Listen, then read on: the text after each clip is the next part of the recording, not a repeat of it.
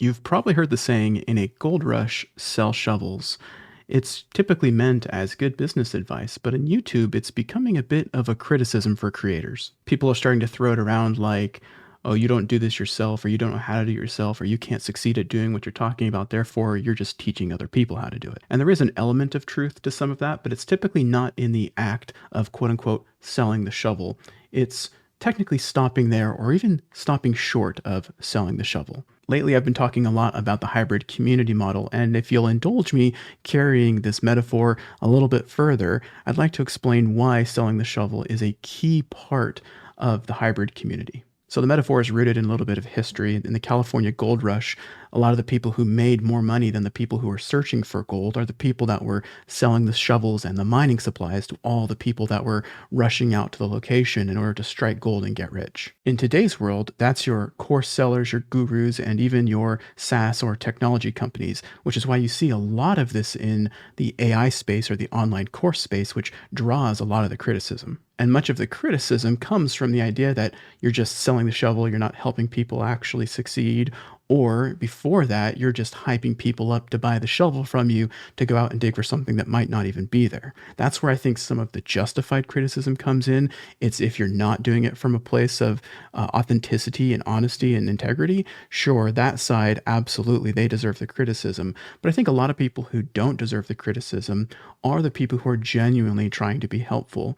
And furthermore, I think a lot of the people who are trying to be helpful are stopping short of where they could really succeed at providing additional value to those people that really are looking for help, looking for the shovel, looking for where to dig. So I want to extend this metaphor even a step further and explain to you the different stages of value in this metaphor and how you can apply all these things together to build a thriving hybrid community ecosystem. So let's break down this ecosystem. And the first one would be telling people where to dig. That's your motivational speakers. That's your gurus. That's getting people hyped up, telling them where the treasure's at, where the gold's at, and where they should go and they should dig. If they stop short there, then that's just somebody saying, hey, yeah, there's gold out there. Go follow your dream. But they're not going to hand you the tool. Next, there's actually selling the shovel. This is a lot of your info products. This is usually where most of the gurus will stop. They'll get you hyped up, they'll be motivational, and then they'll sell you a course, right? That's typical, oh, I bet you have a course to sell me, right?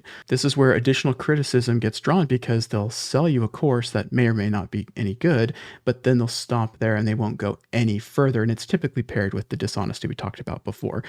However, there are plenty of genuine people out there with great courses that are super helpful, lots of great content, maybe on YouTube, who can not only inspire you and motivate you, but can also give you a course to maybe teach you additional skills or take it just a step further. I've talked about in a recent video about why I feel like you should stop just selling courses and instead embrace more of a hybrid community model, which we're going to be unfolding here as I continue with this metaphor.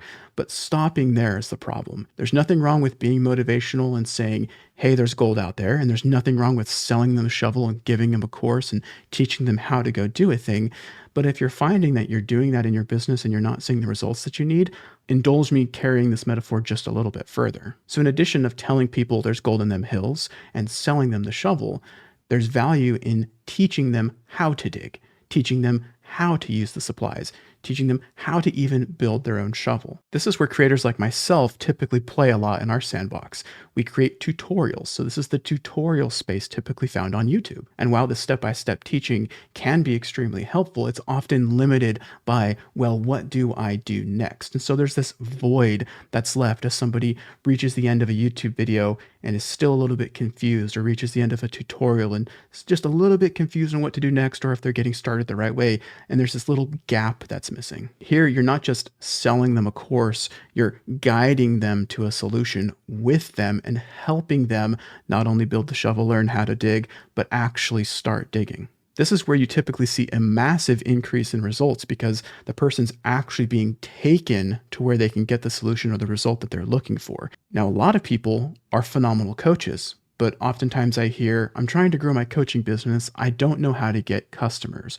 Or they're saying, I'm trying to grow my coaching business, but I feel like all I'm doing is exchanging my time for money, typically because you only have so many hours in your day to lead somebody to the place where they're supposed to dig, and you can only teach so many people at once how to do the thing you're trying to help them do. Which leads us to the final point of value, which is literally you helping them dig. This is the done for you service model. This is hands on, shoulder to shoulder, in the hole, digging out the gold, and make sure you're actually pulling out results for them out of the ground.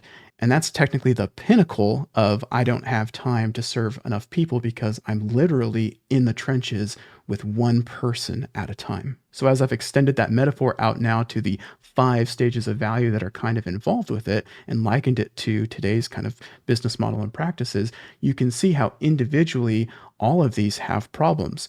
Towards the beginning of the value ladder, that's where it feels a little bit scammy, sometimes like you're just trying to sell me information. And then at the end of the value ladder, that's where it gets tough to run the business and tough to grow.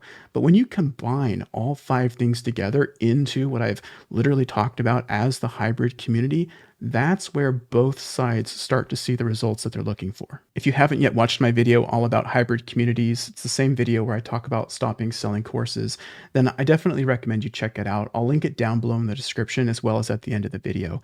But in that video, I talk about 3 C's: connection, curation, and continuity. For the last 5 years in my own community, this is literally the model that I've been personally building. Connection is all about access and authenticity. People don't just want information, lectures, and tools, etc. They want access, and they're typically looking for access to you if you're the one that's been giving them the motivation or selling them the shovel or telling them about what they could accomplish or even helping them a little bit in a tutorial or a YouTube video. They want access to you. But what the hybrid community model does is it takes all of that and it brings it to the surface, to the community level, where you can engage and you can give people that access, but not necessarily one-to-one. It can be in some aspects if they post in your community looking for help, but it brings it up to the surface in the form of Q&As or workshops or one-to-many posting in a community environment. It can be a Loom video that someone else can benefit from that you might be creating to answer one particular person's questions. All of that type of stuff is exactly the type of thing that I do inside of my community. Next is curation, and this is where you're giving people guidance as it relates to content. Now, I've been making courses for years, about 6 years now, and I think about all the courses that I've created and I think about maybe even courses that I've been in these vast course libraries. Even the best courses, even my own, can often lead to either analysis paralysis or people just being kind of stunned or unable to take action because even though they have all the information, the application is often one step beyond just information. And taking it further, information these days is not something I think you should gatekeep. Information is the type of thing that's going to be readily available everywhere. And this goes back to stopping at the idea of, I've got a course for you, right? People are starting to think it's not enough to just give me a course. I need that level of curation. I need a little bit more from you. So curation is kind of what changes the game. It's literally you handing them the shovel and a map and kind of guiding them to where they can find a little bit more of a solution other than just here's plain information. In my community, this takes different forms. I have roadmaps. I call them roadmaps. I have tech stack blueprints, right? I'm helping people by saying, you know what? A bunch of people are just like you. Here's how I've helped them. This is the tech to use. This is how you should use it. Playlists, guidance on these are the tutorials that I think you should watch.